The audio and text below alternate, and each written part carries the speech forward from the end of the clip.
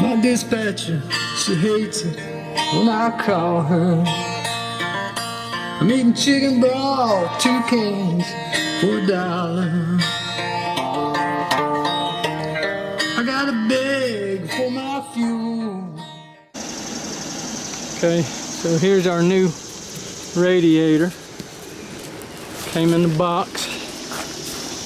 Okay, comes like that in the box. So we're gonna open her up here and see what we got.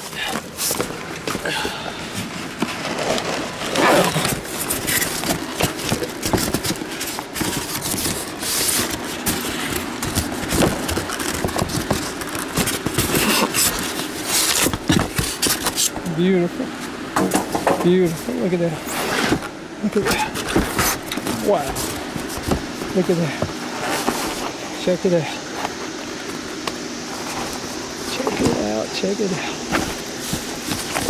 It's like Christmas. Like Christmas in July. Yes, sir.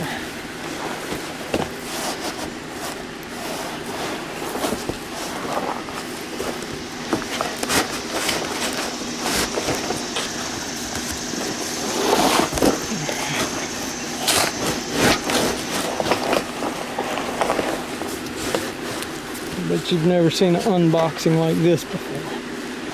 No siree. Alright. There we go. There it is. Look at that. Wow. Wow. Okay. Now. That is awesome. Yes, sir. Look at that. There's the old. Out with the old and in with the new. Look at that. How does that look? Huh? We are ready. That is looking good. Looking good. Oh yeah. That is it right there. Out with the old and in with the new. You can see I'm a Shadetree mechanic. Alright. Alright, let's get busy putting this one in. We got to make sure everything is looks correct.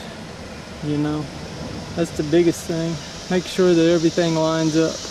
Now this new one has some extra fittings, but I won't be needing those.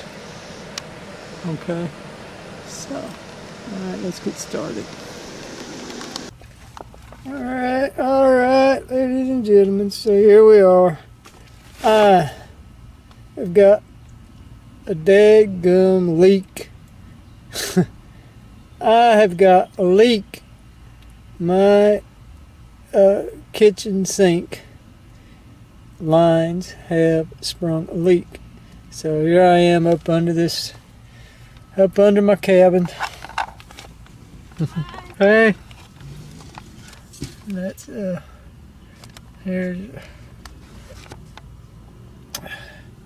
that's my water lines and my drain line. But my problem is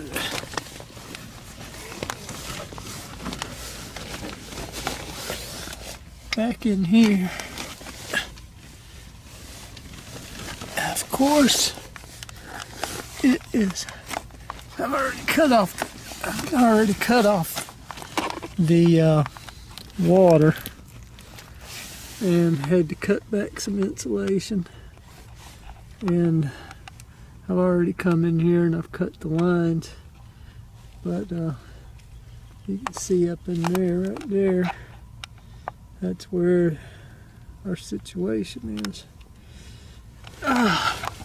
And look at there, all these electrical lines right there, and then I got a water leak. You see that line coming out of there? So yeah, it is pretty dead gum kind of a big job. There's the other line. There's that one. So I've got all these water lines and all these electrical lines all meeting together. I don't like that so much. I don't care so much for that. Water and electric just don't. They should be, yeah. When it comes to a situation like this where you got a water leak and you got electrical lines all right there together, that is not no too good. But I'm fixing to fix it right here, right today. So just stick around and let's see if we can fix this situation. Okay, so here's my my plumbing that I had to cut out. Okay, I had to cut all this out. So you can see this is going to be a little bit of a job right here. Okay, yeah, this is a little minor job, but still it's a pretty big job for me. Okay, so here's all the parts I'm gonna need right here to do this job, which I kind of like these shark bites. They because of the type of plumbing I have, the shark bites are my choice, because it is a lot more simpler than all that crimping. See, the other, all this would have to be crimped, and I just like these better. It just seems, for me, I've been using them ever since they come out with them, and they seem to work pretty good for me. I haven't had problems with them too much. You just got to be sure that you get them on there tight. It seems to be the only thing. But as far as lasting, they seem to last a good long time. I haven't had any of them to break so far. So I've been using them for maybe 10 years or so. So I got all these, and then I got this one too as a precaution. I don't know if I'm going to need that or not, but I just figured, well, I'm going to go ahead and get that one right there in case I need it, and it might come in handy. I don't know. I thought I'd rather have it and not need it than to need it and not have it, and save me a trip back and forth to the hardware store. So now I got to get busy. I've got some PVC pipe I'm going to have to cut too. Put my shark bites on, and so let's get this thing on the road here. Alright friends, so now what I've had to do is I was ordered to get rid of my wheelchair elevator that I had for my front porch. So they told me I had to get rid of it. And so now what I'm doing is I'm going back. I'm going to put some steps in the place of my wheelchair ramp. And what I had to do with it was it needed a little bit of repair, so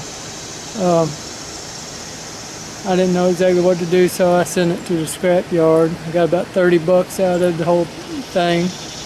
They said the scrap metal is only going for 3 cents a pound right now, so it is what it is. So now here I am. Let me show you what I'm doing now. I've got this, building these stairs right here, putting these steps right here in the place of where my the wheelchair ramp was.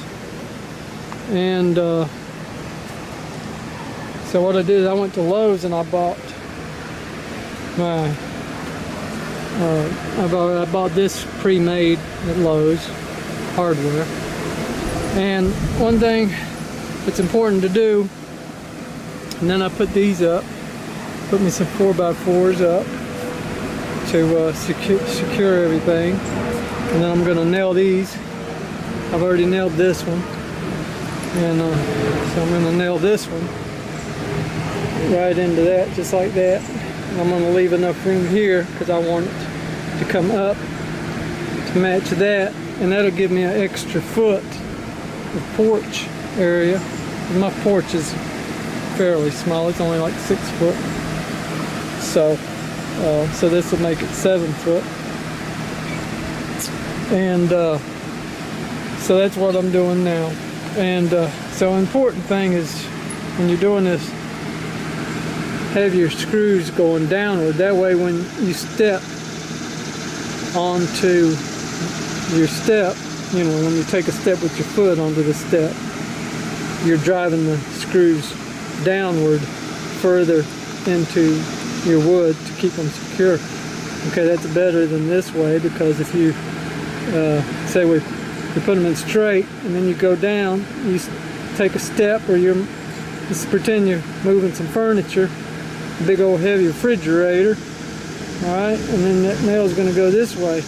But if you angle it at an angle, that screw's always going to be wanting to go more into the wood rather than to bend. Okay, so that's the logic behind that. So that's how we're going to do that right there.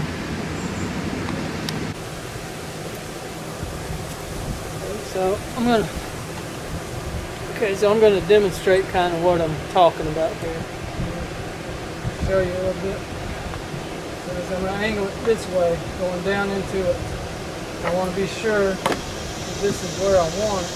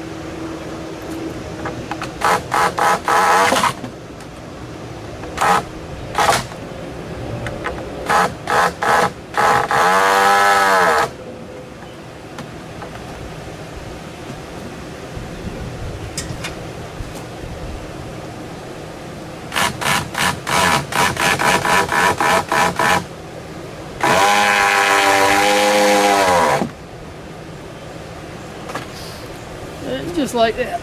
Okay, just like that.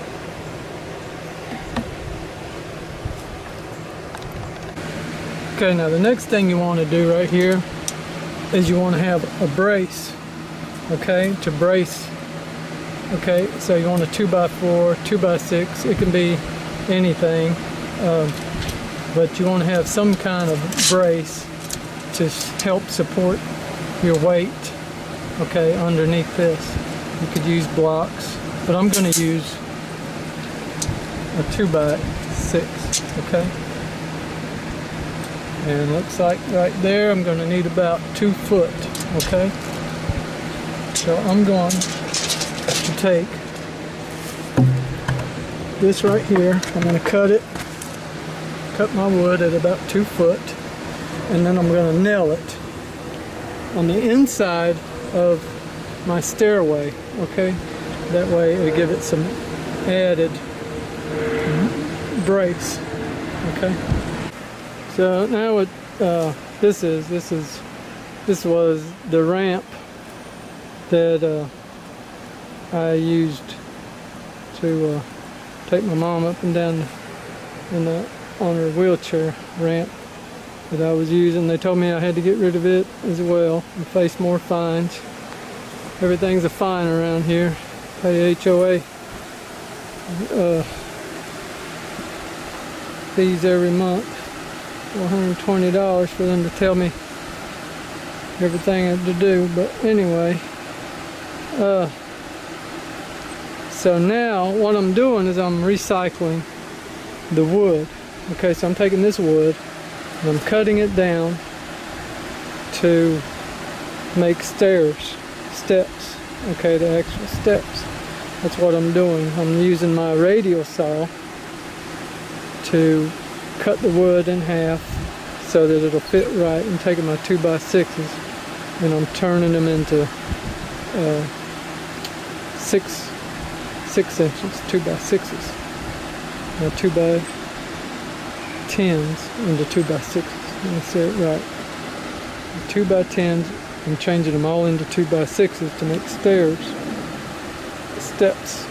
Okay, so that's what's happening now. Okay, to give you some kind of idea of what I'm doing, here's the board. Okay, now as you can see, this board is 7.5 inches, which would be a 2x8. If you go to the hardware store, you'd ask for a 2x8. It's actually only 7.5. So what I'm going to do is I'm going to rip it down to, I only want 4.5 inches. So I went through and I notched with my pen little notches. Okay, there's one, crow's feet. There's one, and there's one all the way up. And then I take my straight edge. This is my this is what I'm using for a straight edge, and I put it all along the marks that I've made on my board. Okay, then I'm going to simply take my ink pen or carpenter's pencil. I don't have a carpenter's pencil, but I got an ink pen. So I'm going to mark all the way down,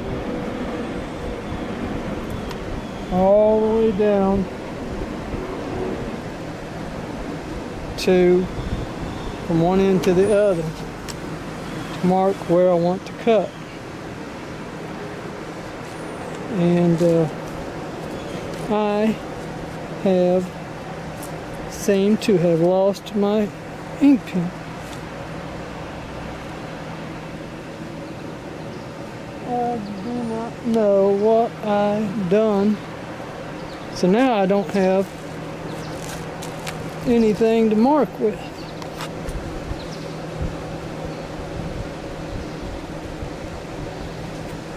But that's what I'm going to do. So I will, hold on. Okay, now as you can see, I've made a line. So that's the line that I'm going to cut my wood. There's my crow's feet. I'm going down, there's a crow's feet. So I'm going to just follow my line with my skill saw.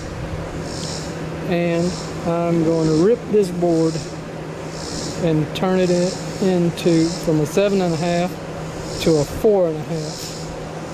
So make more steps like this. Okay, that's what's going on right now. Building my porch. Alright, I'm still working on this front porch right here. Let me show you where I'm at right now. Okay, so here's where I'm at. I am putting the boards in place. I've got the first piece of my handrail up, and I'm screwing them all down. I've braced the insides extra. Put extra braces on the insides of the steps. And this side I've still got to cut these boards. So I've measured all these and cut them to length like I want, like that. Okay, but this one I have yet to, I've still got to do that side. So that is where I'm at right now. It's coming along slowly but surely. This is not what I do every day, you know, so naturally it's going to take a little longer than it would somebody that does it every day. They'd be already done on their third one, I imagine, but I'm moving right along.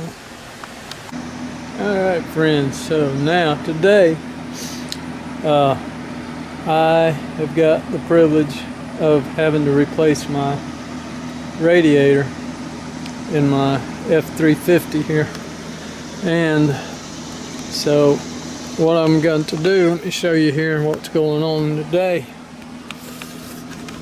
So of course I've already drained the water from the radiator, and first thing we have to do is drain the water from the radiator. Second thing is we have to take this apparatus off. This is to change your tire, and these two rods are to lower your spare tire. Okay, and then of course you got this here to take your wheels loose and your hubcap off if you have a hubcap. That's what this pointy end is for. And your lug nut bar, whatever they call it. Then we have to remove this holsters that they sit in. Then the next thing we're going to have to do is, I've already taken some of the bolts out. Have to pull that back, take this off, and yeah, take that off and pull it back, get it out of the way. Radiators, and then we have to take this loose. See, this is the problem with my radiator right here. Let me show you. It is cracked really good all the way around here where this fits in, and that cannot be replaced. Okay, because I contacted the repair shop and tried to see if they would replace it, fix it, but he said if it's the plastic part is broken on your radiator, it cannot be fixed. It's unrepairable. So that is what's going on today. So let's get on with the show on the road. So right here, I think I have. Now what did I do with my pliers? There we go. I will just take that, remove that from there, just like that. Kind of hard to do with one hand, but I'm making do now. Water, still got a little bit of water in there. Then we have another one right here. So take that one loose. Okay, and then I will got some nuts down here. Looks like I'm gonna have to. I don't know if that's. Yep, I'm gonna have to take them loose right there. I'll take that out. Okay, now I want to show you right here. Right here, there's a bolt. Okay, now this is the bolt that you loosen to let all your water out, antifreeze. Okay, I've already done it, so now I'm going to tighten it back up just so I can show you. Right there, that's the bolt that you loosen on your radiator to let all your antifreeze and water out. It's connected right to the back of the radiator. Now right here, see, I'm up underneath the vehicle, and now I have got to take these two hoses loose, with my pliers. Okay, and when I do, the rest of the water is going to come out. Okay, and then I should be able to take the radiator out and install my new one. So unless there's some hidden bolts that I have not seen yet, but we will find out. Stay tuned. Okay, you will need to loosen your shroud bolts.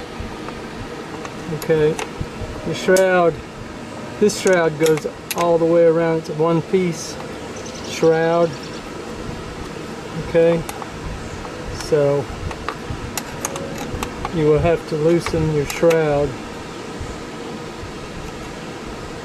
to get your radiator out, to remove the radiator.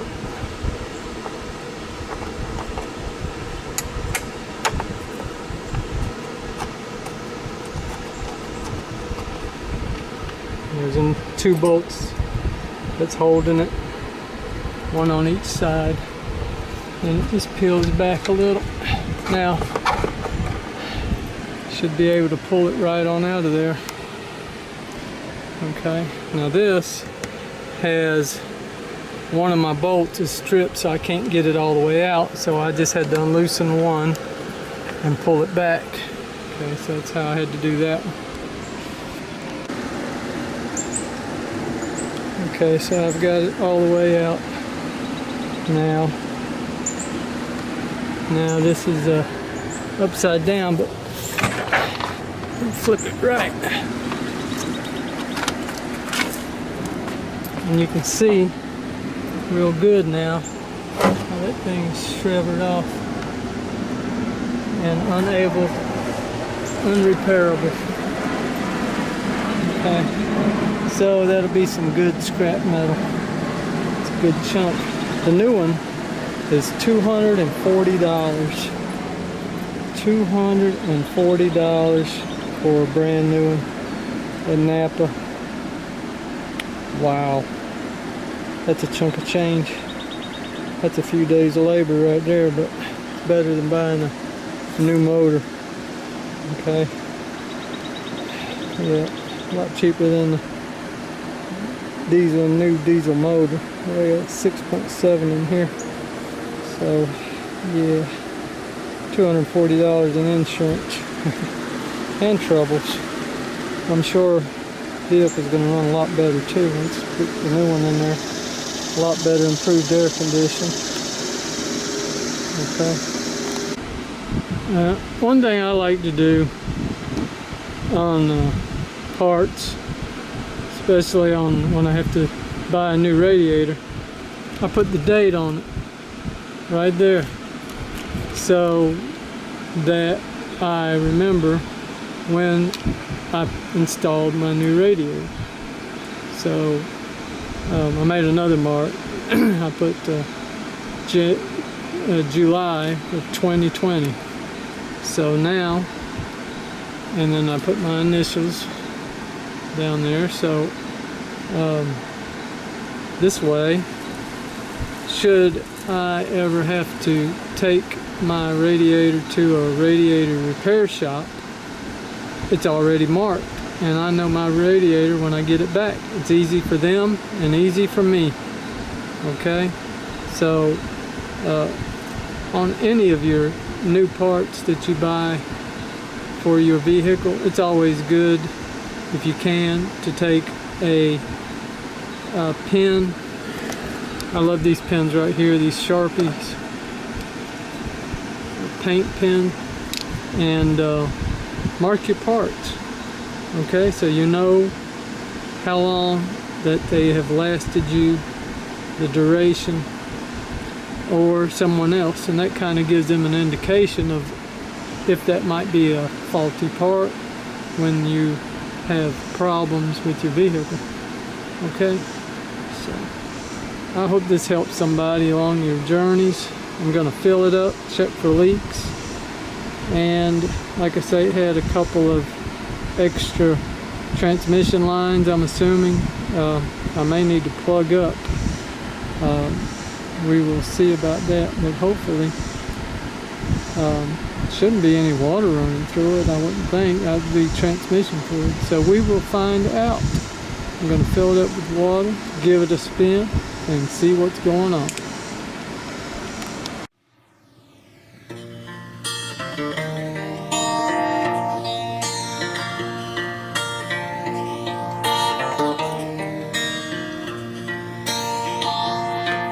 My dispatcher, she hates it when I call her.